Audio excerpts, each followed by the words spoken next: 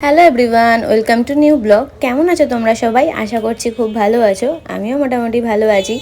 হ্যাঁ, তোমরা হয়তো অনেকেই ভাবছো যে এরকম একটা জায়গায় মাস্ক পরে এখন আমি কি করছি। তো যাই হোক, যেটা বলবো আগের ব্লগে তোমাদেরকে অনেককেই বলেছি, একটা কথা আমি শেয়ার করব। তো সেটাই আমি এই ব্লগে তোমাদেরকে শেয়ার করব। এই যেই দোকানটা দেখতে পাচ্ছ, এটাই হচ্ছে পর থেকে আমার রোজ সকাল সন্ধ্যে ঠিকানা। এই দোকানেই আমি সারাদিন থাকবো। ওদের আগের ব্লগে বলেইছিলাম বাবার যেহেতু শরীর খারাপ, সেই জন্য বাইরের কাজটা আমাকে ছাড়তে হয়েছে। তো এই দোকানটা আমার বাবার ছিল। দোকানটা আগে অ্যাকচুয়ালি কাপড়ের দোকান ছিল। তো আমার পক্ষে তো অত বড় বিজনেস সামলানো একদম পসিবল না, তো ছোট দিয়ে দোকানটা শুরু করেছি। আজকে দেখতে পাচ্ছ দোকানটা তোমরা এরকম অবস্থা, একদমই রং ঠং চটে গেছে, সেরকম কিছুই নেই। শাটারটারও খুবই খারাপ অবস্থা, প্রচণ্ড ধুলো বালি। এই জন্য আমি অ্যাকচুয়ালি মাস্ক পরে রয়েছি। এখানে একজন কাকা খুব ভালো করে পরিষ্কার করে দিচ্ছে। চলো ঘরগুলো তোমাদেরকে দেখাই। ঘরগুলোরও রং একদম নষ্ট হয়ে গেছে, মানে থাকার মতন পরিস্থিতি নেই। তো এটা কিভাবে আমি রিপেয়ার করলাম তোমাদেরকে পুরো আজকের ব্লগটাই দেখাবো। হ্যাঁ, হয়তো পুরোটা বলা আমার সম্ভব হবে না, এত কথা। আস্তে আস্তে তোমাদেরকে অবশ্যই আমি আপডেট দিতে থাকবো। তো যাই হোক, সকালবেলা মাই খাবার করে পাঠিয়ে দিয়েছে। এখন যাচ্ছি হচ্ছে ছাদে, খাবারটা খাবো, কারণ নিচে এতই নোংরা, কোথাও খেতে বসার জায়গা নেই। তো শীতকালে রোদে বসে বসে ছাদে খাওয়ার তো মজাই একটা আলাদা। তো মা দিয়েছিল হচ্ছে এখানে পরোটার তরকারি, সেটাই আমি ছাদে বসে খাচ্ছি। তারপর যাব খাওয়া দাওয়া কমপ্লিট করে, কাকা পরিষ্কার করে চলে গেলে রং করতে। তো যাই হোক, রং করা শুরু করে দিয়েছি। তো এদিকে দেয়ালগুলোতে রং করছি, নিজেরাই করছি, লোক ডাকিনি। কারণ লোক ডেকে বেকার এই ঘরের খরচা করার কোনো মানেই হয় না, কারণ সেরকম তো কিছু না, জাস্ট চুন রং ছিল। আর আমরাও তার ওপর দিয়ে মোটামুটি একটু ভালো রং দেওয়ার চেষ্টা করেছি, থাকার মতন ওই আর কি, নিজেদের মধ্যে একটু গুছিয়ে নিয়েছি। তো যাই হোক, তারপরে নেক্সট দিন আমার হঠাৎ করে কি মনে হলো, এখানে প্রচুর কাঠ বেরিয়েছে আমাদের বাড়ির থেকে। তো তাই জন্য এইটা হচ্ছে অ্যাকচুয়ালি গুলের উনুন। তো আমি ওই উনুনটা একটুখানি ঠিক করছিলাম, দেখলাম ভেঙে পড়ে রয়েছে, খুব খারাপ লাগছিলো দেখতে। হ্যাঁ, গ্যাস আছে, কিন্তু তাও জানি না কেন হঠাৎ করে মনে হলো এটা একটু ঠিক করি, মাঝের মধ্যে করা যাবে। তো ওদিকে একটা গুলের উনুন তো আমার রেডি হয়ে গেছে, আর এদিকে বসেছি কাঠের উনুন একটা বানাতে। ফার্স্ট টাইম আমি উনুনগুলো বানালাম। আমি কোনোবারই বানাইনি উনুন, ফার্স্ট টাইম করছি। একদম কেমন হয়েছে তোমরা কিন্তু অবশ্যই জানিও। তো তারপর দুপুরবেলা একদম খাওয়া দাওয়া করে ডিরেক্ট চলে গেছি। দোকানের রঙও আমাদের হয়ে গেছে অলমোস্ট, খালি এই ডেটোগুলো বাকি ছিল। তো ডেটোগুলোই আমি রং করছিলাম। সন্ধ্যাবেলায় খুব একটা ভালো লাগছিল না সেরকম কিছু।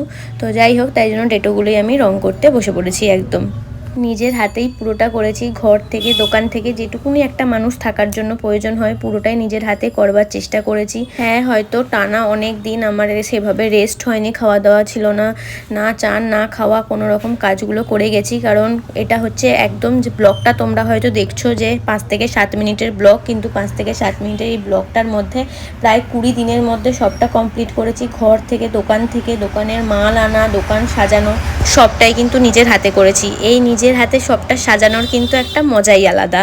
তো জিনিস আনা হয়েছে দোকানের জন্য, আরও যাবো আনতে, এখনো কমপ্লিট হয়।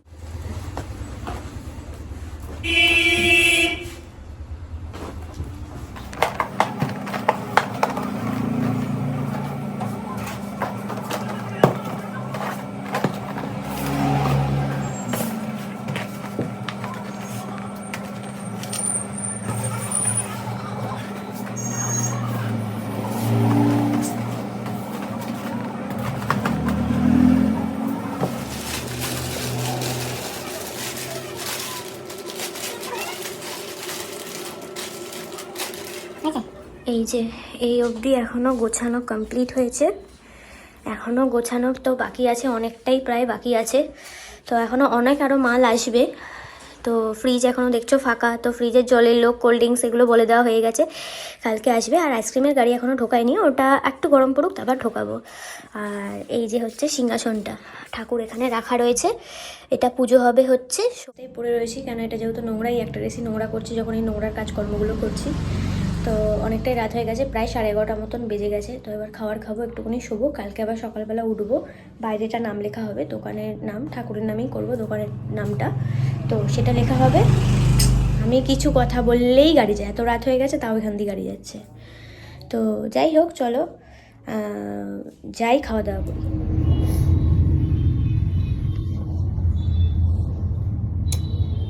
ওই বাবাই, আরও দিতে হবে না, আরও দিতে হবে না। আচ্ছা আচ্ছা আচ্ছা, চাটি দিতে হবে না, হবে না।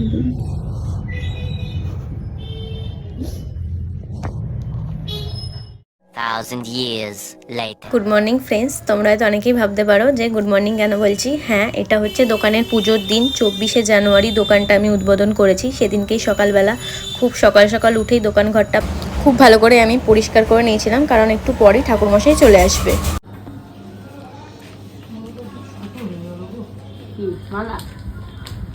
একটা করে দিলে ঠিক হতো নাকি? দেবো, আরো আছে দেবো।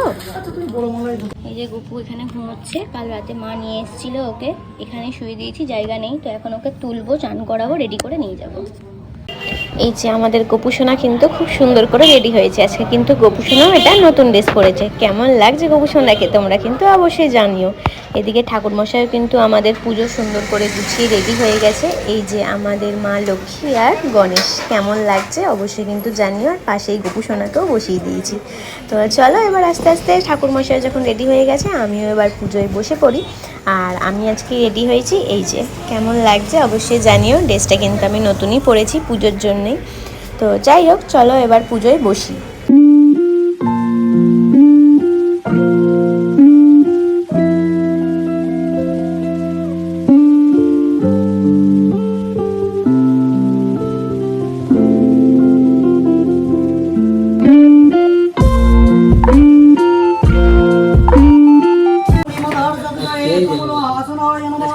ओम अस्यासनोपवेशन मन्त्रस्य निर्दिष्टरीतिः सुरवेदन्नः पूर्वदेवता आसनोपवेशन विनियोगः। ओम पृथिवी त्वया धृता लोका देवी त्वं विष्णुना धृता त्वं च धारय मां नित्यं पवित्रं कुरु चासनं। वामे ओम गुरुभ्यो नमः परमः।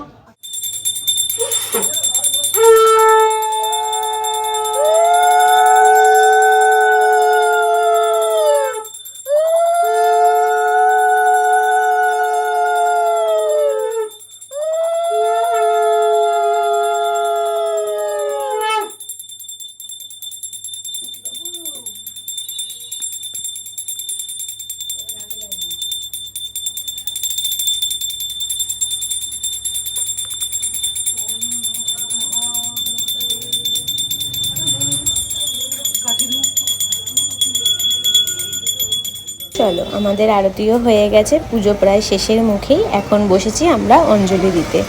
তো যাই হোক, পুরো ব্লগটা কেমন লাগলো অবশ্যই কিন্তু কমেন্ট করে জানিও। ভালো লাগলে একটা লাইক করে দিও আর সাবস্ক্রাইব করতে ভুলো না। তো চলো দেখা হচ্ছে নেক্সট ব্লগে।